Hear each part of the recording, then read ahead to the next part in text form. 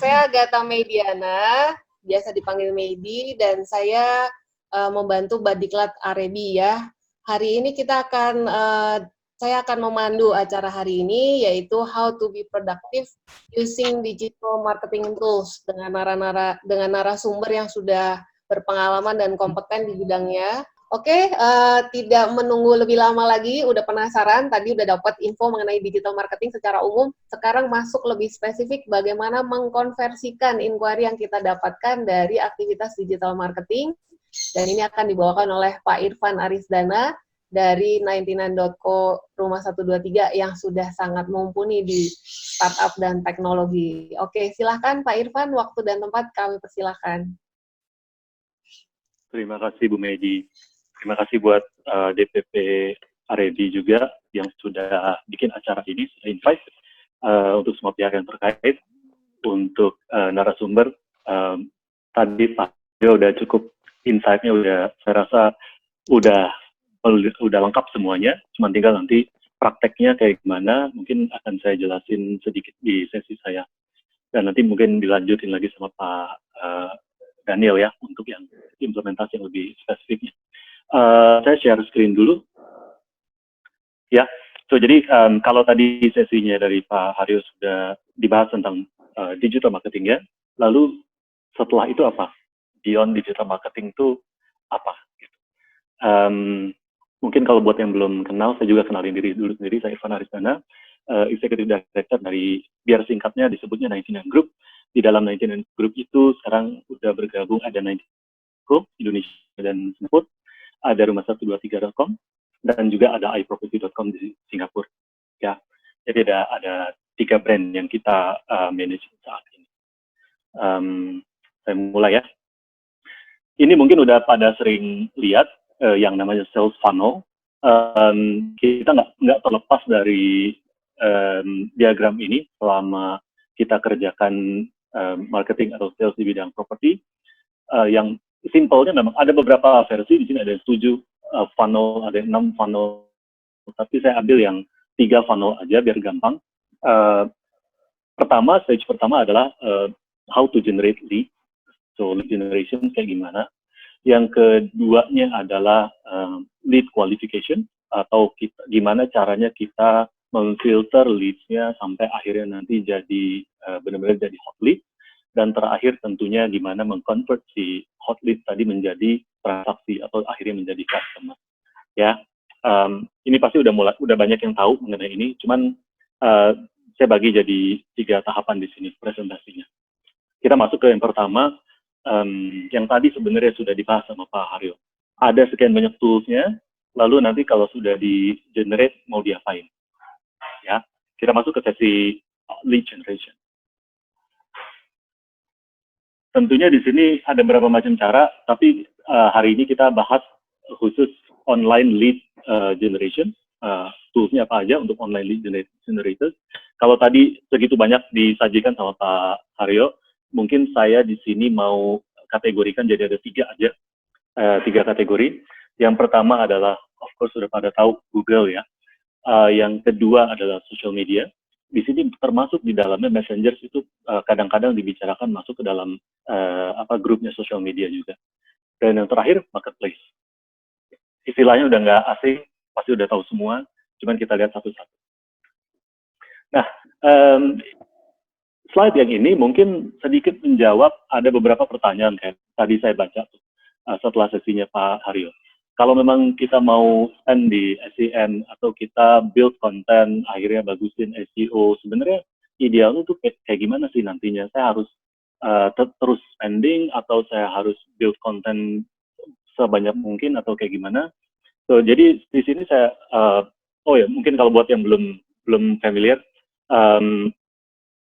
kalau misalnya menggunakan toolsnya adalah menggunakan Google, itu ada satu requirement, kita harus punya landing page. Landing page itu berupa website atau microsite, apapun itu ya. Itu harus, karena yang dilakukan oleh Google adalah ada 2 macam, kita menggiring traffic secara berbayar, atau yang kedua, kita menggiring traffic secara organik. Nah, itu gampangnya. Yang berbayar kita sebut SEM, Search Engine Marketing. sementara yang organik itu biasa disebut SEO, Search Engine Optimization. Di grafik yang ada di sini itu menunjukkan bahwa yang hijau ini adalah paid traffic, jadi kelihatan bahwa di fase awal, biasanya kontribusi traffic itu bisa besar kalau kita pakai traffic berbayar. Kita pakai SEM. Sementara, apa yang kita lakukan untuk aktivitas SEO, itu investasi yang return-nya, yang hasilnya akan terasa agak lebih panjang dibandingin si SEM. Tapi ada satu titik equilibrium-nya ya. Jadi ada satu titik di mana nanti akan bersinggungan antara si organic traffic, jumlah organic traffic dan jumlah traffic dari yang paid. Dan akhirnya yang organik, yang hasil SEO itu nanti bisa lebih tinggi kontribusinya dibandingin yang paid traffic. Artinya, makin lama harusnya, kalau campaign yang kita lakukan benar-benar ideal, makin lama justru spending kita makin kecil, tapi aktivitas kita untuk membangun konten itu lebih banyak. Nah ini mungkin yang bisa menerjemahkan apa tadi yang disampaikan oleh Pak Haryo ya. Google itu lebih gamblang biasanya. Ini teorinya, jalanin ini mestinya bisa kayak tadi, bisa di ujungnya bisa dilakukan penghematan. Apakah ini mudah? Enggak, ini susah banget. Ini susah banget dan lihat aja yang requirement pertamanya misalnya. Itu dibutuhkan landing page, perlu punya website, perlu punya microsite. Mungkin udah ada beberapa saya lihat teman-teman agent yang memang sudah mulai familiar gimana caranya bikin microsite, bikin satu landing page, atau even bikin complete website gitu. Udah mulai juga jalanin SEM, udah aktif bangun konten, bagus gitu. Tapi ini sesuatu yang nggak semua orang punya skill atau punya waktu untuk belajar lagi untuk melakukan ini semua. Gitu. Jadi kalau memang yang benar-benar tertarik, benar-benar mau belajar, mau menekuni silakan, karena ini bukan cuma buat properti, buat apapun juga nanti bisa bagus. Ya. Next-nya, tadi juga sudah dibahas, yaitu mengenai social media. Di sini ada beberapa logo dari social media. Ada mungkin semua menggunakan social media yang logonya ada di sini. Tumblr mungkin enggak ya, Snapchat ada yang pakai, ada yang enggak, YouTube. Nah, tapi sekarang sebenarnya tadi Pak Haryo juga udah sampaikan mengenai digital landscape di Indonesia, tapi yang lebih spesifik tentang social media, mungkin kita semua perlu tahu juga. Sama sumbernya saya ambil dari We Are Social, dari Hootsuite. Di sini kelihatan yang paling banyak diakses oleh atau digunakan oleh orang Indonesia itu ternyata adalah YouTube. Ya. Yang kedua adalah WhatsApp. Yang ketiga, makanya tadi saya bilang social media, Messenger saya masukin juga ke dalam social media karena dia masuk kategorinya ke social media juga sebenarnya. Facebook itu nomor 3 kalau di Indonesia, dan setelah Facebook adalah Instagram, lalu Twitter dan seterusnya bisa dilihat.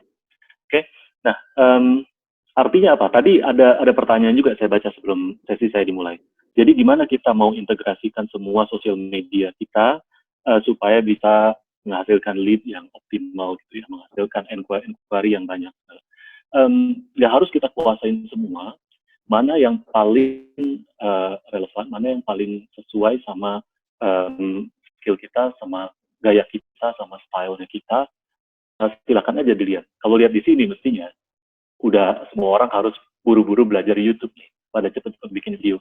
Karena YouTube 88% itu digunakan dibanding sama yang lain-lain ya. Mungkin ada yang bilang, oh saya maunya Twitter, tapi Twitter 56%. Kelihatannya kecil, tapi sebenarnya engagement-nya tinggi sekali kalau di Twitter. Analisisnya juga bagus kalau misalnya ada yang pernah coba ya, ngelihat saya post begini, saya posting something di Twitter, terus mau lihat hasilnya gimana, orang responsnya gimana, apa yang mesti saya lakukan berikutnya lagi. So ini mereka tiap social media ini punya dashboard analitik yang saya rasa semuanya bagus. Oke, nah kalau misalnya mau praktis aja, sebenarnya bisa lihat ada atau top 4 atau top 5 ya, YouTube, WhatsApp, Facebook, Instagram, Twitter. Kalau mau fokusnya ke situ aja. Atau malah nggak, saya nggak ngerti Twitter, atau kependekan kalimatnya masa cuman dibatasin. Ya nggak apa-apa. YouTube, Facebook, Instagram, coba praktekin. Atau kalau mau, sebenarnya saya mau summarize aja, kalau nggak mau terlalu nyobain terus kejeblos, uji coba trial segala macam, kita udah coba untuk di properti. Sebenarnya masih yang bisa cepat untuk menghasilkan lead, of course YouTube cepat. Facebook, nah banyak yang nanya nih, saya coba Facebook berapa kali kok hasilnya nggak ini ya, yang masuk sampah doang atau gimana? Ya, ini nggak cuma di properti, tapi di beberapa bisnis kita kelihatan juga bahwa Facebook kelihatannya tidak mengenerate lead sebagus Instagram. Ya, ini udah kalau kita di 99 kita udah coba juga. Instagram bisa menghasilkan lead yang lebih baik dibandingkan dengan Facebook. Kalau masih ada contoh kasus yang pernah lebih berhasil jualan di Facebook, ya mungkin bisa informasi ke saya juga, karena berapa tahun kita coba, Instagram sudah terbukti lebih baik dibandingin Facebook, walaupun dominasi penggunaannya masih lebih banyak Facebook di Indonesia. Ya, nah WhatsApp. Kenapa dia ada di nomor 2 dan apa memang perlu kita perhatikan WhatsApp ketika kita mendesain social media strategi? Ada satu slide lagi yang akan menunjukkan kenapa WhatsApp sebegitu pentingnya di Indonesia. Sama dari biar sosial juga. Ini bisa dilihat. Top messenger apps around the world. Jadi di seluruh dunia apa aja sih orang-orang pakai itu? Ada WhatsApp, Facebook Messenger, Viber, IMO, Line, Skype, WeChat, KakaoTalk, ya ada sekian banyak. Cuma lihat di sini peta Indonesia hijau semua. So jadi orang-orang se-Indonesia itu udah didominasi sama WhatsApp. Dan tadi kelihatan juga bahwa WhatsApp itu nomor 2 juga dari kategori social media, penggunaan social media di Indonesia. So, jadi ketika mendesain campaign, apapun dari kayak tadi ya, dari yang Google Ads, misalnya mau pakai Ads, ataupun dari sisi di halaman landing page-nya atau website-nya, atau di Facebook page atau di Instagram profile, jangan lupa untuk kasih koneksi ke WhatsApp. Udah nggak usah pusing-pusing, kan ada yang bilang WhatsApp bukannya lebih keren kalau kita pakai yang chatbot gitu ya. Jadi begitu ada yang nanya langsung ada yang reply segala, itu kan lebih profesional segala. Oke, nanti saya jelasin di yang tahap selanjutnya. Tapi kalau ngelihat dari dua slide ini, mesti udah mulai ada gambaran kenapa WhatsApp sebegitu pentingnya. Oke. Nah, yang berikutnya setelah social media, sebenarnya ada banyak marketplace di luar sana, cuman ya karena saya bawa brand ini di Indonesia, jadi saya tampilin ini cuman 2 ini aja ya, Najinaduku sama Rumah123.com. Sebenarnya mungkin hampir semua udah tahu, ada bedanya sih di sini yang apa yang sudah dijalani sama Rumah123.com sama Najinaduku. Najinaduku dari dulu sampai sekarang terus kita jalankan dengan konsep freemium, free, sudah tidak berbayar, kecuali untuk produk-produk yang premium features-nya aja. Sementara Rumah123.com itu sudah cukup well established, sudah dikenal sama industri properti di Indonesia. Ada beberapa die-hard fans-nya juga yang maunya pakai Rumah123.com aja gitu. Ada yang masih coba-coba, ada yang udah berhasil, ada yang malah saya pernah dengar waktu itu closing 14 miliar dari Rumah123 itu di daerah Puri ya waktu itu. Jadi masing-masing kalau udah coba mestinya lihat benefitnya apa dari marketplace. Cuma di sini saya bukan waktunya untuk presentasi fitur-fiturnya apa aja. Kalau mau nanti kita atur sesi selanjutnya. Ada satu hal yang saya mau ajak teman-teman semua lihat dari sini, dari marketplace. Kalau tadi dari Google udah dilihat bahwa dia bisa apa, kita bisa kalau saya summary lagi yang tadi Google ya, Kalau menggunakan Google berarti bisa akan ketemu titik equilibrium antara paid sama free. Free itu dari SEO. Nah itu yang bisa dipelajari. Sementara kalau social media, tadi Pak Haryo bilang untuk membangun branding, apakah itu personal brand atau brand bisnisnya atau brand produknya. Social media itu bagus karena nggak usah terlalu punya banyak skill untuk bikin website, nggak perlu tahu gimana untuk coding. Jadi cukup cepat untuk bisa dapetin followers, dapetin banyak insight dan juga dapat engagement. Nah nanti saya jelasin lagi mengenai si social media. Tapi di marketplace yang paling penting yang perlu diperhatikan sebenarnya karena memang marketplace ini sama lah ya, nggak cuma dari yang properti, yang kayak yang e-commerce yang udah masuk marketplace yang mengarah ke e-commerce kayak Tokopedia, Bukalapak. Kita juga selalu secara konstan melakukan perubahan-perubahan di algoritmanya. Ada penyempurnaan, ada memang diganti karena memang sudah kelihatan bahwa ada penyalahgunaan gitu misalnya. So jadi tolong diperhatikan bahwa marketplace melakukan inovasi secara terus-menerus. Jadi ikutin apa yang fitur-fitur baru yang memang ditawarkan, ikutin trainingnya. Dan ini biasanya kalau dengan ada 2 brand ini, kita akan testing fitur-fitur baru itu di 99.co, sementara yang sudah matang itu ada di Rumah 123. Nah, ini kayak gini misalnya. Salah satu bentuk dari continuous innovation dari kita tuh sebenarnya ada, ini belum pernah ada di tempat lain, kita mulai coba testing mengenai verified listing. Jadi customer bisa lihat, ini derajatnya yang paling tinggi. Jadi kalau lihat ada premium feature, ada super premium, ada apa lagi, nah ini yang paling tingginya. Ya, dengan sudah di verify berarti benar-benar ada, kalau lihat di sini ada listingnya sudah diverifikasi, harganya juga sudah dicek benar, offernya adalah seperti itu, bukan nanti begitu ditelepon harganya naik atau turun, lokasinya juga sudah benar, sama respon rate dari si agentnya juga udah kita cek bahwa kalau ini ditanya pasti akan direspon, nggak akan dicuekin. Ya. Nah, kira-kira kayak gitu kalau dari 3 item tadi, alirannya Google, alirannya social media, sama marketplace, semua punya keunikan sendiri-tersendiri. Apakah mau digunakan semua, atau mau dipelajari satu-satu dulu, atau mau saling di link, itu nanti bisa. Oke ya. Jadi di sini, sesuai kata Bu Medi tadi, sesi saya sebenarnya lebih ke yang fase kedua, qualifying leads-nya tadi. Jadi apa yang dilakukan tadi, 3 hal tadi, Google, social media, lalu marketplace, tujuannya adalah untuk mengumpulkan leads, untuk cari leads sebanyak-banyaknya. Leads ini harus di-convert menjadi prospek. Ya, supaya ini bisa ter-convert menjadi prospek, ada proses yang namanya qualifying. Kita masuk ke tahap keduanya. Nah, gimana conversion itu sebenarnya?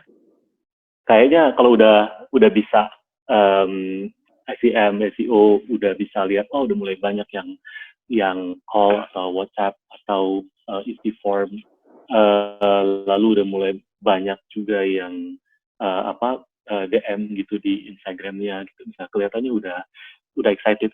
Tapi sebenarnya makin sukses tahapan awalnya tadi, makin pusing di sininya, makin pusing di conversion. Ya, conversion stage itu juga disimplify menjadi 3 tahap. Tahap pertama adalah raw leads atau leads yang mentah. Ini leads ini belum menjadi prospek ya, jadi masih lead. Jadi raw leads kita harus convert menjadi qualified lead atau jadi prospek. Itu tahapan pertamanya. Tahapan kedua, qualified lead, itu nanti kita harus convert lagi menjadi hot lead atau viewing atau showing ya istilahnya. Jadi sama aja. Jadi kalau memang dia sudah tertarik dari sisi, udah lihat apa yang kita sajikan di online, lalu dia tertarik untuk tanya-tanya, lalu biasanya juga kan tetap kita harus undang untuk ke tahapan selanjutnya. Kalau dari sisi normal yang belum terjadi COVID, ya pasti kita undang selalu untuk datang Pak ke lokasi, datang Pak ke ke show unit, datang ke marketing gallery, datang ke open house gitu misalnya. Itu PR-nya sebenarnya. Yang terakhir adalah bagaimana mengconvert orang-orang yang tadi sudah viewing akhirnya menjadi closing, jadi transaction. Ya, so 3 hal ini yang berulang-ulang sebenarnya kita lakukan dari data mentah jadi data yang lebih matang, dari data udah matang jadi hot, dari hot tadi akhirnya jadi transaction. Nah, kalau misalnya dilakukan secara manual mungkin bisa, tapi bahayanya nih kalau memang kita sudah masuk ke online, sudah bertekad untuk memang saya mau cari lead-nya di online, artinya teman-teman semua juga harus mulai bersahabat sama yang namanya CRM, Customer Relationship Management. Ya, jadi nggak bisa lagi cuman catat-catat aja atau seingatnya aja nanti di WhatsApp atau gimana. Ini semua butuh speed, butuh kecepatan respon. Saya tunjukin di slide berikutnya. Ya, yang tahap pertama deh, raw lead menjadi qualified lead. Ini contohnya. Di sini udah pasti kunci keberhasilannya adalah excellent response rate. Jadi seberapa cepat kita merespons terhadap orang-orang yang tanya tentang apa yang kita informasikan di apakah itu di landing page atau itu di social media account kita gitu ya. Seberapa cepat kita merespons ini menentukan seberapa banyak kita bisa mendapatkan lead yang qualified. Jadi seberapa banyak lead mentah akhirnya menjadi qualified lead. Ini misalnya adalah contohnya adalah yang si landing page. Ada beberapa hal yang dilakukan sama beberapa marketers, beberapa teman-teman property agent, cuman satu hal yang memang biasanya memang udah proven ya, udah terbukti, itu masukin ini deh, masukin buttonnya WhatsApp di situ, di dalam landing page-nya. Kenapa? Supaya nanti orang tinggal klik aja, lalu langsung masuk ke WhatsApp kita. Itu yang paling cepat, response rate yang tercepat adalah ini. Ada beberapa yang mungkin lihat, saya taruh ini aja deh, inquiry form aja. Kalau saya taruh inquiry form, nanti saya telepon lagi. Begitu ada, masuk, saya telepon lagi deh. Ini bukannya nggak boleh, tapi ini 5 tahun lalu orang lakukan ini. Dan orang-orang masih mau sabar nunggu. Kalau sekarang, kompetisinya, semua agents bikin landing page, semua agents punya Instagram account, punya Facebook account, punya website malah kadang-kadang, atau punya account di marketplace. Kalau customer klik terus nggak ada yang respons atau mesti ngisi form lagi, akhirnya dia pikir ribet, coba lagi deh, balik lagi hasil googlingnya tadi gimana, akhirnya masuk ke page yang ke website yang nomor 2-nya atau nomor 3-nya atau nomor 4. Nah itu yang mesti diperhatikan, ya. Excellent response rate is the key. Ini kalau kita bicara landing page. Gimana kalau kita mainnya di social media? Jadi contohnya, saya ambil contohnya Instagram. Minjem dari BSD, ini juga bagus nih, contoh yang sebenarnya kalau kita ada followersnya, nggak terlalu banyak, nggak apa-apa, jangan usah lihat itunya, tapi apa yang sudah dilakukan si BSD Commercial ini untuk mengelola inquiry yang masuk, ini udah cukup cerdik lah kalau saya lihat ya.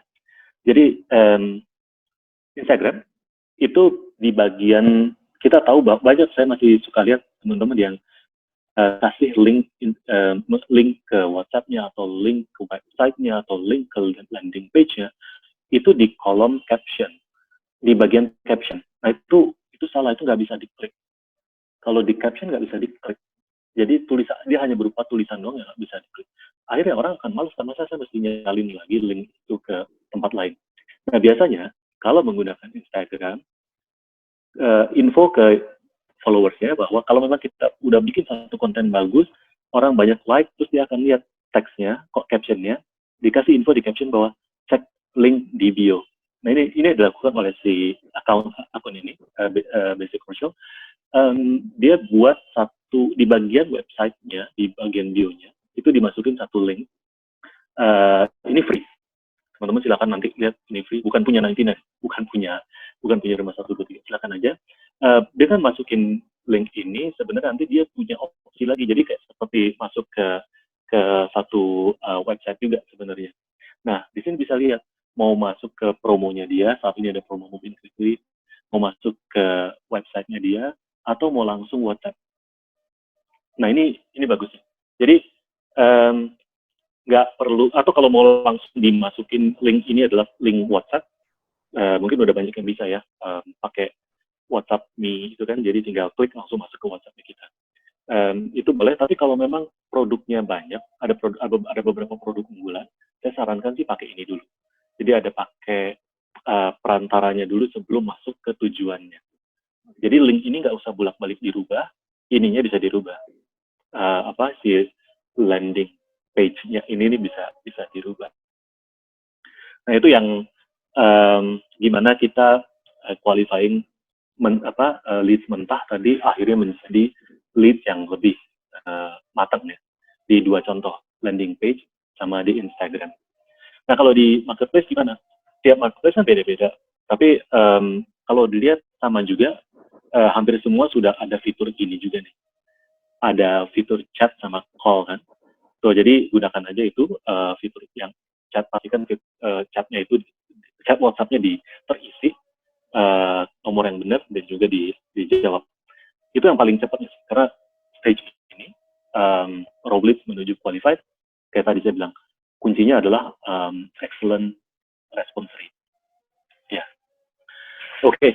So jadi kalau memang sudah jadi qualified leads, berarti kemungkinan dia mau datang, mau showing, mau viewing, atau mau datang ke mau lihat lagi ke Zoom meetingnya untuk lihat show unit kayak gimana gitu, atau mau kita tunjukin live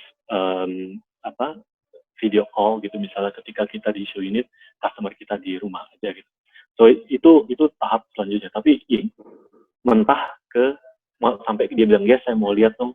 Nah ini kunci utamanya adalah kecepatan kita merespon. Oke.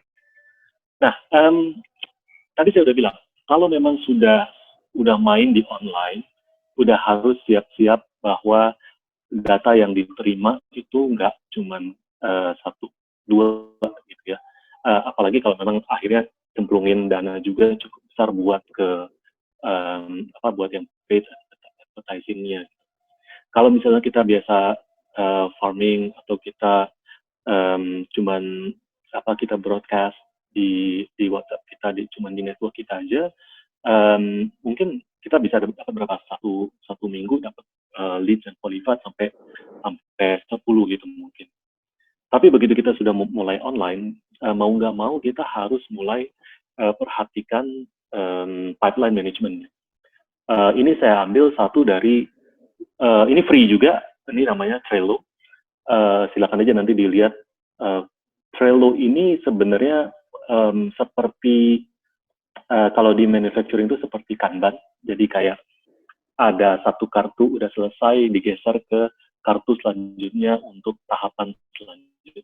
Nah ini sebenarnya kalau memang mau pakai tools yang free, pakai aja ini, karena kita bisa lihat bahwa kalau di dalam slide ini kita lihat di bagian list yang judulnya in negotiation, customer A, itu tadinya customer A ada di list yang raw lead yang paling kiri.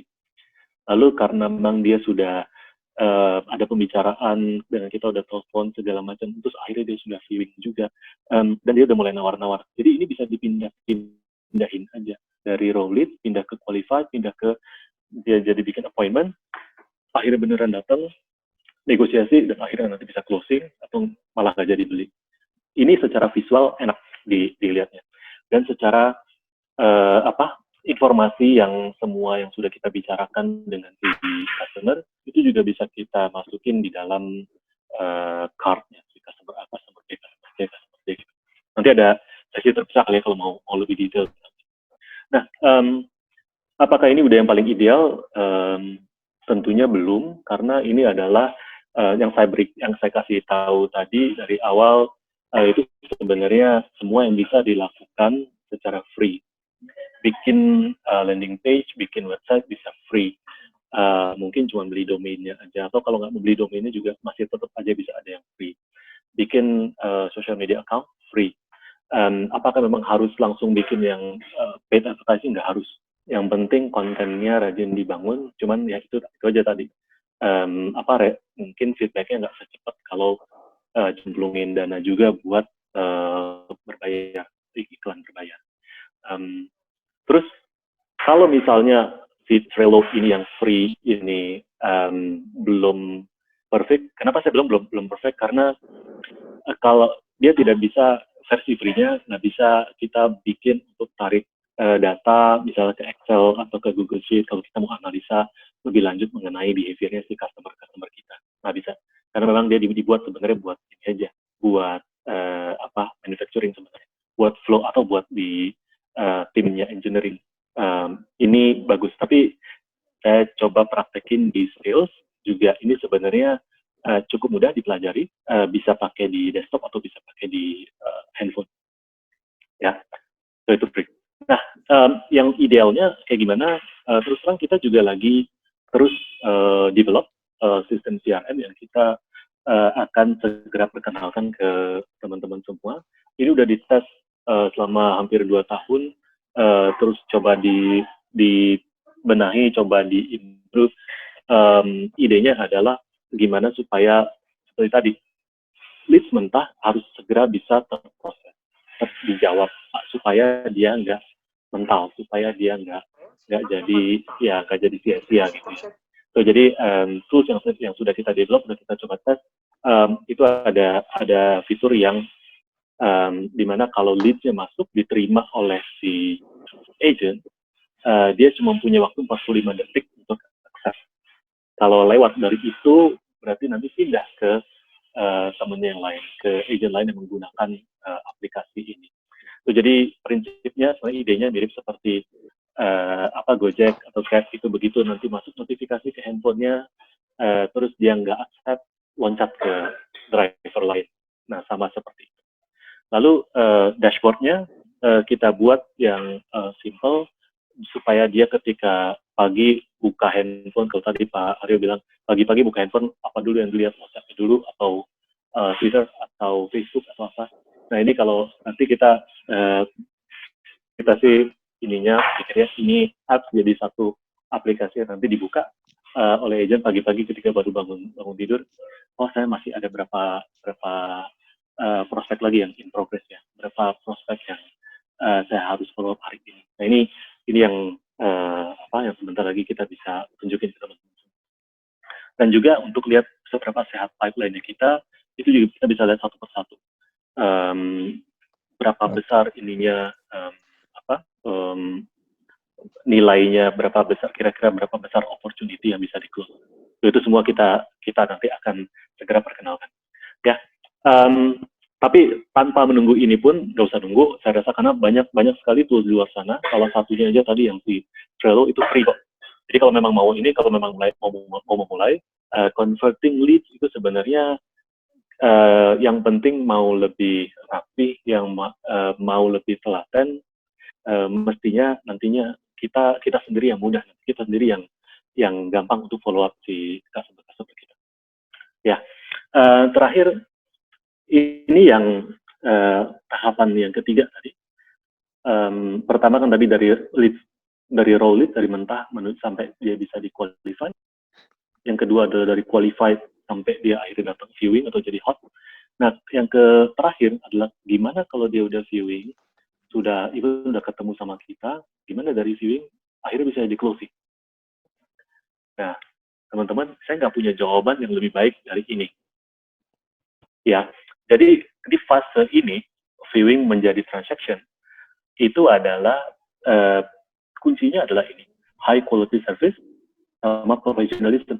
So, jadi teman-teman semua udah ikutan acara ini, event ini hari ini, atau beberapa event dari RAB yang lainnya, itu sebenarnya salah satu cara untuk membenahi diri, untuk mengupdate diri sendiri untuk menjadi lebih profesional, dan juga tinggal ditambah nanti gimana service kita sebenarnya udah cukup bagus atau enggak. Dengan service yang bagus, dengan kita lebih profesional, sebenarnya kunci yang terakhir ini, viewing to transaction, itu udah di tangan. Ya, kayaknya waktu saya udah habis, mungkin nanti masuk ke tanya jawab. Terima kasih.